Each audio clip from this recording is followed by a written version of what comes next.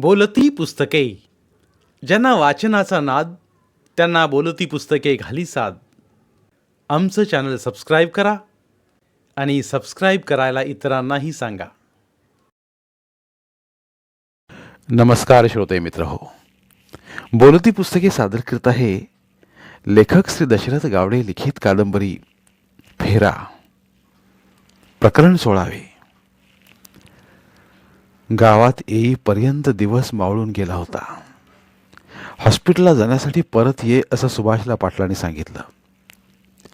दिवसभर फिरून त्रासलेले सर्व सहकारी पाटलांचा निरोप घेऊन आपापल्या घरी गेले. पाटील बंधूंसोबत पोरं नसलेली पाहून शांतानं रडण्याचा सूर लावला. दिवसभरात केलेले सगळे प्रयत्न शामरावनं तिला शांतपणे समजावून सांगितले.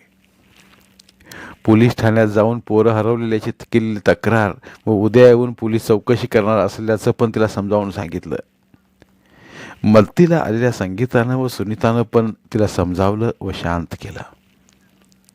नंतर दोघींनी मिळून त्यांना चहा करून दिला व जेवणाच्या तयारीला लागल्या. तासाभरात सर्व जेवण तयार झालं. सगळ्यांना जेवायला वाढून हॉस्पिटलचे डबे भरून पिशवीत घालून ठेवले व त्या आपापल्या घरी निघून गेल्या. जेवण आटोपल्यावर पाटील सुभाष बरोबर गाडीत बसून निघून गेले. माझी पोरगी हॉस्पिटलात असं पत्तोवर तुझी गाडी आमच्याकडेच राहू दे.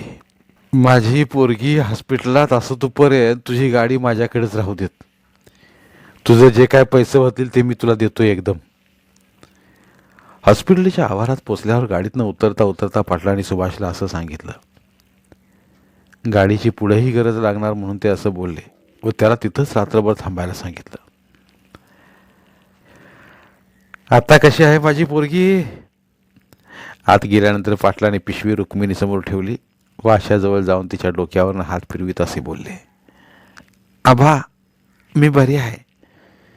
जिभेवर जोर देत आशा बोलली.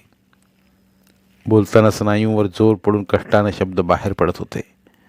लकवा मारला तिच्या उजव्या अंगाचा भाग म्हणावा तसा औषधांना प्रतिसाद देत नव्हता. रक्तवाहिन्यांमधला रक्तप्रवाह खंडित झाला होता. रुक्मिणी दोन्ही वेळेला तेल लावून तिच्या हातापायांना मालिश करीत होती. डॉक्टरांनी सांगितल्याप्रमाणे ती आशाच्या हाताला पकडून हळूहळू तिला चालवण्याचा प्रयत्न करत होती.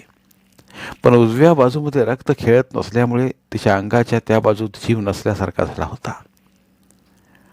उजवा पाय उचलत नव्हता. जमिनीला घासत येत होता. उजवा हात लोंबत होता. नियतीचा खेळ कसा अनाकलनीय होता. ज्या हातांच्या आधारानं आशा बालपणी चालायला शिकली होती त्याच हातांच्या आधारानं ऐन तरुणपणात सुद्धा पावलं टाकण्याचा प्रयत्न करत होती. तुम्ही पोरांकडे जायला नव्हते असा ना? पाटलाने आशाची विचारपूस केल्यास रुक्मिणीनं त्यांच्यावर नजर रोखून विचारलं. मी त्या गावाला जाईत नाही म्हणून माझ्या पोरीला सांगितलं या म्हटल्यावर मी कशाला जाऊ तिकडे? ह्यो डबा घे आणि पहिलं माझ्या पोरीला जेवण चारिव. मी जेवून आलो या, मला देऊ नकोस. पाटील जरा मोठ्यानंच बोलले. रुक्मिणीने काही न बोलता जेवणाचा डबा उघडला व आशाला थोडं जेवण भरवलं. तिने स्वतःही थोडं खाल्लं. श्यामा, आता ढोरांची निगा राखीत गावाकडेच राहू देत. आशाकाला बरं वाटलं परतोवर मीच तुम्हा दोघींचं जेवण घेऊन येत राहीन. सुभाषला बी मी तसंच सांगितलं या. तो गाडी घेऊन इथंच थांबलाय. उद्या सकाळच्याला गावाकडे जाऊन मीच तुमचं जेवण घेऊन येतो. दोघींचं जेवण आटोपल्यावर पाटील असं बोलले. तुम्ही जावा खरं. शांताच्या माहेरला जाऊन पोरासनं मारायचं नाही. ती शाळा चुकली तर चुकू देत. अजून 4-5 रोज पोरं राहू दे तिकडंच. इथनं आम्ही गावाकडे गेल्यावर त्यासनी जाऊन आणूया. मी त्या गावाला जाईत नाही म्हणून तुला एकदा सांगितलं कळत नाही वय ग? की 10 वेळा सांगायला पाहिजे तुला? पाटील रागानं बोलले. आई, आबाने तिकडे जाईत नाही म्हणून एकदा सांगितलं या म्हटल्यावर ते जाईत नाहीत घे. एकसारखं कशाला सांगतीस त्यासनी? आशानं अडकळत बोलत रुक्मिणीला समजावलं. बघितलीस, माझ्या पुरीचा जेवढा माझ्यावर विश्वास आहे तेवढा बी तुझा नाही. माझ्या पुरीचं वाटोळ झालं या, हे तुझ्यामुळे झालं या, हे ध्यानात ठेव. बाबू बाबू म्हणून डोसक्यावर घेऊन नाचत होतीच नव्ह त्याला. आता बस बोंबलत कर्माची फळं भोगीत. पाटलाने रुक्मिणीला असं ओरडून बोलल्यावर आशा रडू लागली. त्यांनी तिचं डोकं दोन्ही हाताने पकडून छातीशी धरलं व डोक्यावर हात फिरवत तिला शांत केलं. रुक्मिणी मुसमुसून रडू लागली. कसली वेळ आली ही माझ्यावर, आणि कुठल्या वाईट वेळेवर हे सगळं घडलं, असा विचार करीत ती उठली आणि रडतच अंथरून टाकलं व चादर ओढून घेऊन ती एका कुशीवर आडवी पडली. पाटलांनी आशाला व्यवस्थित झोपवलं व तेही उठून रुक्मिणीच्या बाजूला जाऊन आडवे झाले. पोरं शांताच्या माहेरात आहेत या एका चांगल्या गोष्टीनं तरी रुक्मिणीला रात्रीची थोडीफार झोप लागत होती. पण पाटलांची झोप मात्र आता पूर्णपणे उडाली होती. अंथरुणात पडल्यावर पाटील या कुशीवरनं त्या कुशीवर वळत व विचार करीत पडले. बऱ्याच वेळानं त्यांना झोप लागली. पोरं घरात नसलेली आजची ही तिसरी रात्र. दिवसभर फिरून थकलेल्या शामरावानं अंथरुणावर अंग टाकलं होतं. पोरांच्या काळजीनं तर शांताची झोपच उडाली होती. ती पण अंथरुणावर तळमळत पडली होती. पण वीज चमकावी तशी अचानकपणे धरणाबद्दलची शंका तिच्या मनात चमकून गेली. धरणाच्या आराला द्यायला लहान पोरांना पकडून नेऊन धरणाच्या भिंतीत घालतात हे सर्वांबरोबर तिलाही माहिती होतं. एवढं हुडकून पण हे दोघं मिळत नाहीत म्हटल्यावर रमेश विहिरीत बुडाला म्हणून आम्हा सर्वांना घाबरून कदाचित आपल्या माहेरी मोदगावला पळून जात असताना दुपारच्या वेळेला दोघांनाही कोणीतरी पकडून गाडीत घालून नेलं असेल, हीच ती जीवघेणी शंका तिच्या मनात चमकून गेली. कारण तिचं माहेर कर्नाटकातच होतं आणि नेमके ते हिडकलीच्याच वाटेवर होतं. या भयानक व जीव घेण्या शंकेनं तर तिच्या अंगाचं पाणी पाणी झालं. अंगावर झर्रकन काटा फुलला, मनात धडकी भरली, जीव कासावी झाला. ती पटकन अंथरुणात उठून बसली व शामरावला मनातील शंका बोलून दाखवली. शामरावच्याही अंगाचं पाणी पाणी झालं. भीतीनं क्षणात त्याच्याही अंगावर काठा फुलला. घाबरून त्याच्याही मनात धडकी भरली.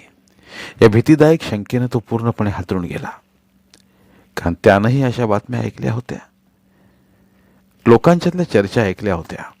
पण शांता आता फारच घाबरणार म्हणून त्याने तिला, तसं काय बी नसतं, त्या सगळ्या अफवाहीत धरणाच्या भिंतीत जिवंत पोरासनी कसं घालतील, माणूस असं माणसाशी कसं वागेल, असं समजावून सांगितलं. तिच्या आईनं पण शामरावच्या म्हणण्याला दुजोरा देत मनातल्या शंकेमुळे निर्माण झालेल्या प्रश्नांना मानवतेच्या आधारांना पुसून टाकलं. पण दोघांच्याही डोळ्यात साठून राहिलेली झोप आता कुठेच्या कुठं उडून गेली. मन अनेक प्रश्नांनी आणि शंका कुशंकांनी भरून गेली. अंगावर झरझरून काटा येऊ लागला. मनाची तगमग होऊ लागली. विचार करून करून डोकं फुटायची वेळ आली. उमेश घरात नसल्यामुळं घराचं घर पण हरवलं होतं. घर सुनं सुनं झालं होतं. दोघांच्याही नजरेसमोरनं तो हटत नव्हता. त्याचं बालपण आवर्जून स्मृतीपटलावर येऊन त्यानं भावविवश करू लागलं. आठवणी अस्वस्थ करून सोडू लागल्या. डोळ्यांसमोर तो जसाच्या तसा दिसू लागला. त्याच्या आठवणीनं दोघंही व्याकुळ व दुःखी होऊ लागले. दिवसभर थकलेल्या शिनलेल्या शरीराला विसावा, विश्रांती मिळावी म्हणून सृष्टी निर्मात्याची अनमोल देणगी असलेली व अनंत काळासाठी कालचक्रात नियंत्रित केली गेलेली विधात्याची एक अद्वितीय कलाकुसर म्हणजेच रात्र होय. पण हीच रात्र आता शामरावाची आणि शांताची वैरीण बनली. धरणाच्या विचारानं त्यांना ती खायला उठली. बराच वेळ विचार करून उत्तर रात्री दोघांना केव्हा तरी झोप लागली. मंगळवारचा दिवस उजाडला. या दुःखी घटनाक्रमातला चौथा दिवस. एका पाठोपाठ कोसळणाऱ्या संकटामुळं आज आणखी कोणतं संकट कोसळतंय अशी धास्ती मनात घेऊनच पाटील जागे झाले. चहा पाणी आटोपेपर्यंत 8 वाजले. जेवण घेऊन येतो असं रुक्मिणीला सांगून गावाकडे जाण्यासाठी ते गाडीत जाऊन बसले. 3 दिवस एका जागेला पडून आशा आता फारच कंटाळली होती. भविष्याच्या चिंतेमुळे तिला नीट झोपही लागत नव्हती. लकवा मारल्यामुळं तर ती पूर्णपणे असहाय्य झाली होती. असहाय्यतेमुळे ती फार दुःखी होत होती. बाकीचं सगळं माझ्या मनासारखं झालं नसतं तरी चाललं असतं, पण आपण शरीरानं धडधाकड असायला हवं होतं. पण औषध गोळ्या चालू आहेत. आज ना उद्या मला बरं वाटेल. परत मी पहिल्यासारखी चालायला लागन, हिंडू फिरू शकन. जीवनातलं एक स्वप्न भंगलं तर दुसरं कोणतं तरी एखादं खरं ठरेल, असे अनेक विचार तिच्या मनात रुळत होते. तिनं आशा सोडली नव्हती. आशा आशेवर जगत होती. प्रत्येक मनुष्य प्राणी हा आशेवरच जगत असतो. जीवनाला नवसंजीवनी देणारी विधात्याची एक सुंदर देणगी म्हणजे प्रत्येकाच्या मनात निर्माण होणारी आशा होय. आशा नसती तर जगण्याला अर्थच उरला नसता. आशा आहे म्हणून तर हे जग चाललेलं आहे. मनातल्या आशेच्या रोपट्याला पूरक अशा अथक प्रयत्नांचं खत पाणी घातलं तर त्याचं मोठ्या वृक्षात रूपांतर होतं व त्याची गोड गोड फळं जीवनभर खायला मिळतात. मनात निर्माण होणाऱ्या आशेच्या फलितासाठी प्रत्येकजण धडपडत असतो. आशेमुळे निर्माण झालेल्या दृढ इच्छाशक्तीमुळेच जो तो प्रयत्नांची पराकाष्ठा करीत यशाच्या मागे धावतो आहे. मनासारखं यश हे सर्वांनाच मिळतं असं नाही. प्रमाण कमी अधिक असलं तरी प्रयत्नांना यश हे ठरलेलंच आहे. मनात निर्माण होणारी आशा ही जगण्याला नवी ऊर्जा देणारे एक स्तोत्र आहे. मनाला उभारी देऊन कार्यतत्पर राहण्याची प्रेरणा देणारी ही आशाच आहे. अर्थात मनातली प्रत्येक आशा पूर्ण होतेच असं नाही. सततच्या पाठपुराव्यामुळं काही आशा फळतात तर काही विफल होतात. विफल होऊन सुद्धा परत सफलतेच्या मागं धावायला लावणारी ही आशाच आहे. आशा म्हणजेच जीवन आहे. आशाच माणसाला तारत असते. आशा नसती तर मनुष्य जीवनाचा हा गाडा जिथल्या तिथं थांबला असता. जीवनात निर्माण होणारं सुख दुःख हे मनात निर्माण होणाऱ्या आशेच्या प्रमाणावरच अवलंबून असतं. इच्छित फलप्राप्ती होऊन सुद्धा मनातल्या आशा उंचावत आणखी जास्त फळं पदरात पाडून घ्यायच्या नादात माणूस असंतुष्टलेला व दुःखाला आमंत्रण देत असतो. ही आशा नसून आशेची विकृती म्हणजेच हाव होय. ही हाव जेवढी धाव घेईल तेवढाच मोठा घाव माणसाच्या सुखसमाधानावर बसतो.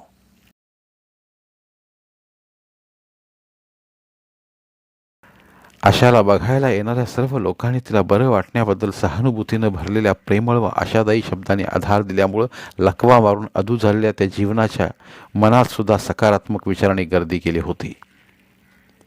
आपल्याला बरं वाटेल ही प्रबळ आशा निर्माण झाली होती.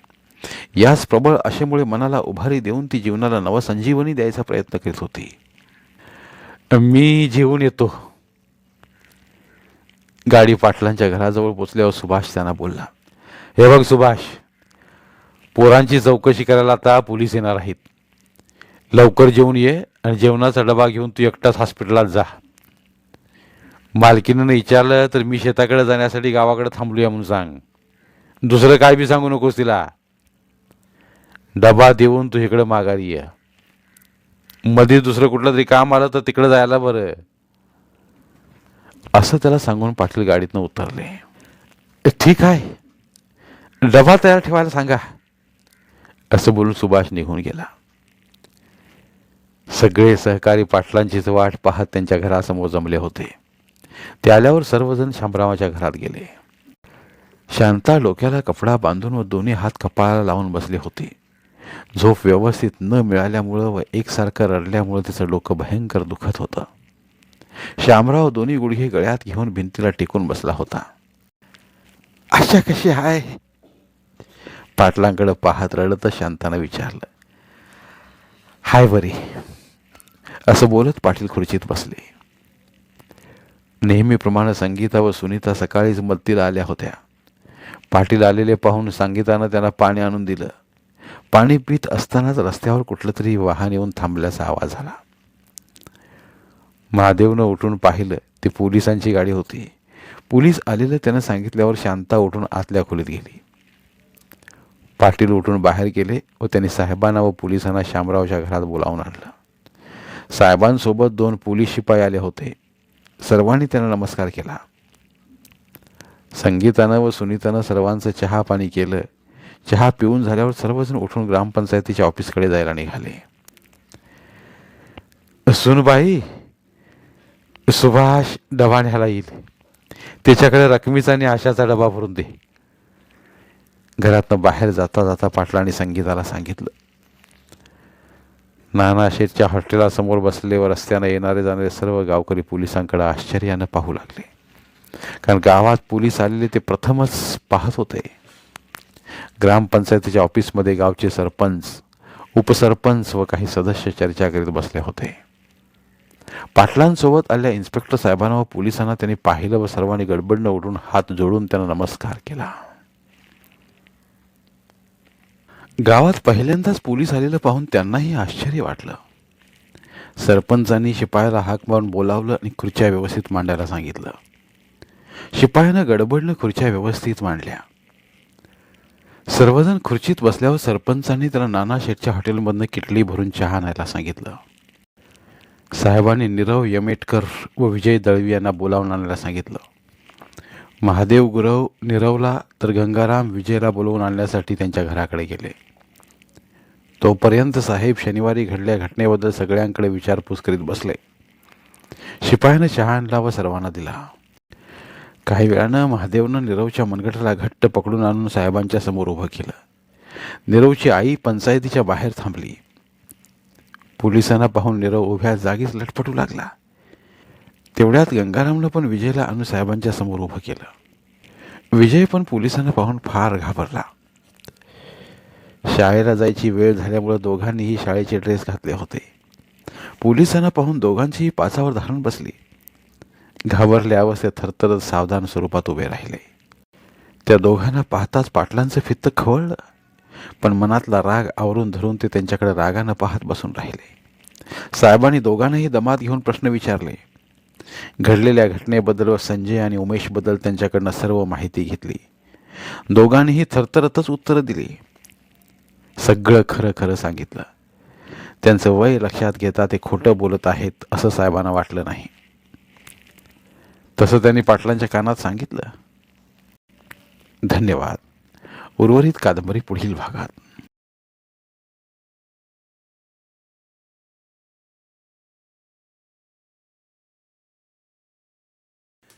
धन्यवाद. प्रिय श्रोते मित्र हो, आपल्यासाठी एक आवाहन. आमच्या चॅनलच्या प्लेलिस्ट विभागात तुमच्यासाठी शेकडो कादंबऱ्यांचे ऑडिओ बुक्स उपलब्ध आहेत. तिथे प्रत्येक कादंबरीचे सर्व भाग एकत्रित मिळतील. त्यामुळे सध्या सुरू असलेल्या क्रमशः कादंबरीच्या पुढील भागासाठी वाट पाहण्याची गरज नाही. तुमच्या वेळेनुसार तुम्ही संपूर्ण कादंबरी सलगपणे ऐकू शकतात आणि साहित्याचा आस्वाद घेऊ शकता. कृपया आमच्या चॅनलच्या होमपेजवर जाऊन प्लेलिस्ट चेक करा आणि तुमची आवडती कादंबरी निवडा. धन्यवाद.